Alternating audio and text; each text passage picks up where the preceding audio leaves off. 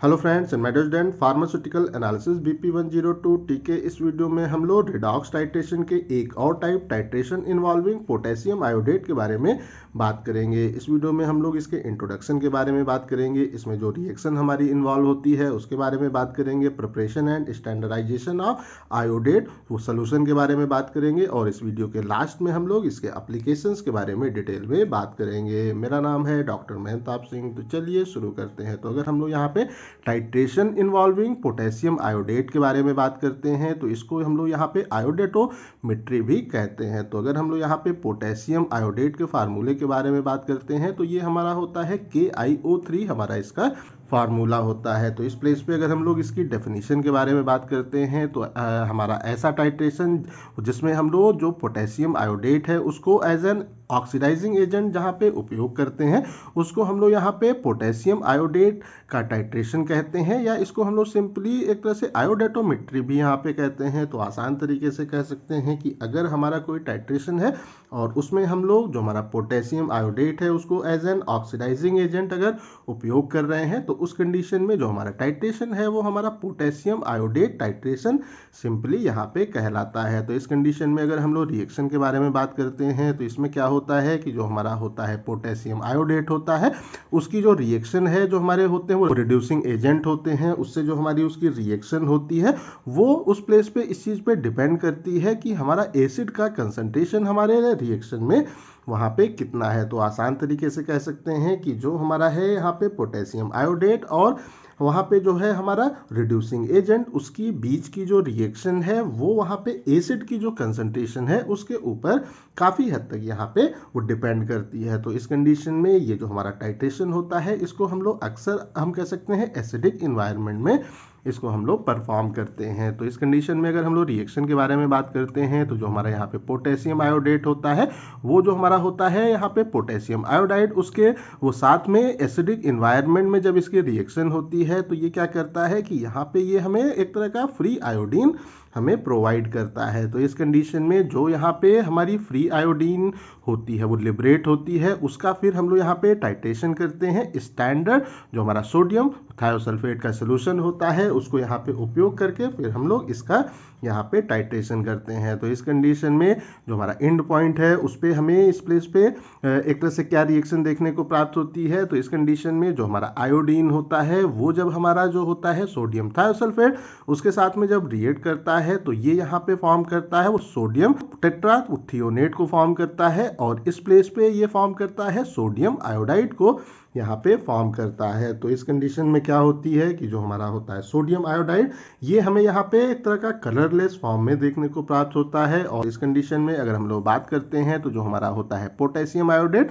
ये एक प्रकार का हमारा होता है पावरफुल ऑक्सीडेंट होता है और जब ये हमारे जो होते हैं रिड्यूसिंग एजेंट उनके साथ में यहाँ पे रिएक्ट करता है तो उस कंडीशन में यहाँ पे हमें एक तरह का जो हमारा आयोडाइड है या अगर हम लोग यहाँ पे एक तरह से आर्सेनिक ट्राईऑक्साइड को उपयोग करते हैं तो उनका वहां पे हमें वो रिडक्शन देखने को प्राप्त होता है। तो इस कंडीशन में ये जो हमारी रिएक्शन है ये एसिडिक एनवायरनमेंट में हम लोग यहाँ पे प्रेफर करते हैं। तो अगर हम लोग यहाँ पे आर्सेनिक जो ट्राईऑक्साइड है उसके साथ में इसकी रिएक्शन के एक तरह से बारे में बात करते हैं तो जो हमारे आयोडेट यहाँ पे आयंस होते हैं वो हमारा जो आर्सेनिक ट्राईऑक्साइड है उसके साथ में एसिडिक इन्वायरमेंट में जब यहाँ पे रिएक्ट होता है तो ये अगेन यहाँ पे फ्री आयोडीन को यहाँ पे वो लिबरेट करता है। तो इस कंडीशन में जो हमारा यहाँ पे होता है एक तरह से फ्री आयोडीन उसका जो अमाउंट है उसको हम लोग यहाँ पे उसका एक तरह से डायरेक्ट टाइट्रेशन सोडियम थायोसल्फेट से उसका जब करते हैं तो यहाँ पे हम लोग आसानी से कितना अमाउंट हमारा आयोडीन यहाँ पे वो लिबरेट हो रहा है फ्री फॉर्म में उसको यहाँ पे हम लोग आसानी से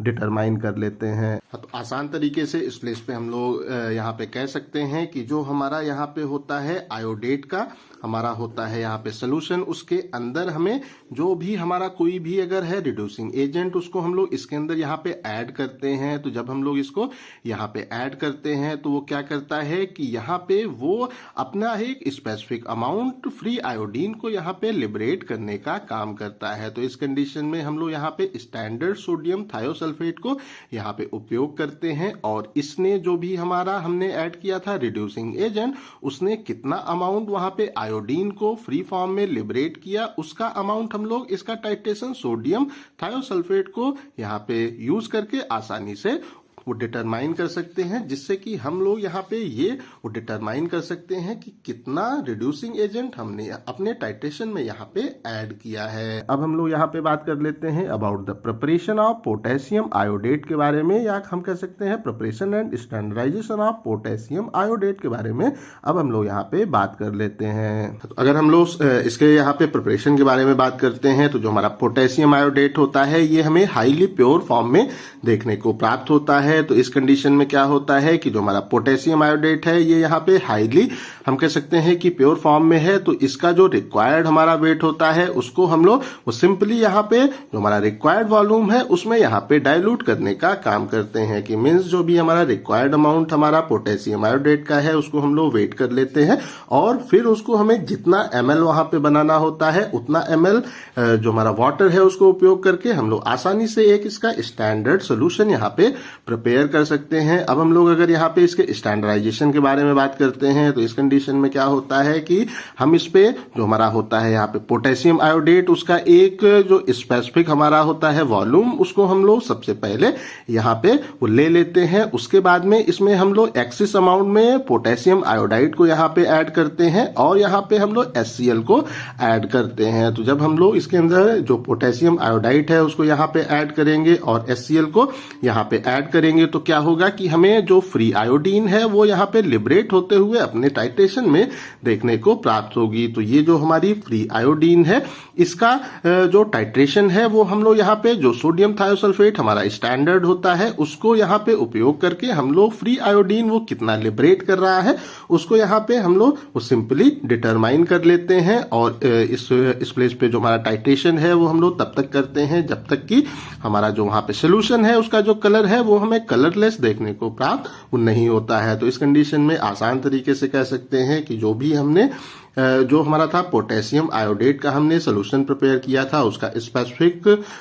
अमाउंट हम लोग यहाँ पे ले लेते हैं। उसके बाद में एक्सेस क्वांटिटी में पोटेशियम आयोडाइड को ऐड करते हैं, HCl को उसके अंदर वहां पे ऐड करते हैं। तो क्या होता है कि जब इनके बीच में रिएक्शन होती है तो फ्री आयोडीन वहां हमें लिबरेट होते हुए देखने को प्राप्त होती है। तो वहां पे कितना अमाउंट हमारा आयोडीन हुआ है लिबरेट उसको वहां पे डिटरमाइन करने के लिए उसका टाइट्रेशन फिर हम लोग स्टैंडर्ड सोडियम थायोसल्फेट के साथ में यहाँ पे एक तरह से करते हैं। और इस कंडीशन में हम लोग स्टार्च को इस प्लेस पे इंडिकेटर की तरह उपयोग कर सकते हैं। तो उसके बाद में टाइट्रेशन हम लोग इस प्लेस पे तब तक करते हैं जब तक कि जो हमारा सोल्यूशन है वो कलरलेस हमें होते हुए देखने को प्राप्त नहीं होता है। तो अब हम लोग इस प्लेस पे इसके एप्लीकेशंस के बारे में बात कर लेते हैं। तो इसका जो हमारा एप्लीकेशन है ये जो हमारा टाइट्रेशन होता है उसको हम लोग जो हमारा पोटेशियम आयोडाइड होता है, एंटीमनी होता है, आर्सेनिक होता है, जो हमारा हाइड्रोजीन है और जो हमारा कॉपर है उसके जो होता है डिटर्मिनेशन उसमें हम लोग इस टाइट्रेशन को यहाँ पे उपयोग करते हैं। तो आई थिंक सो ये टॉपिक आप लोगों को समझ में आ गया होगा। अगर अभी भी कहीं कोई कंफ्यूजन है तो कमेंट करके पूछ सकते हैं। इस टॉपिक का PDF आपको डिस्क्रिप्शन में मिल जाएगा। इस वीडियो को लाइक करें, अपने दोस्तों के साथ शेयर करें और ऐसे ही वीडियोस को देखने के लिए हमारे चैनल को सब्सक्राइब करना बिल्कुल भी ना भूलें और हमारे ऐप को भी इंस्टॉल करना बिल्कुल भी ना भूलें। Thank you.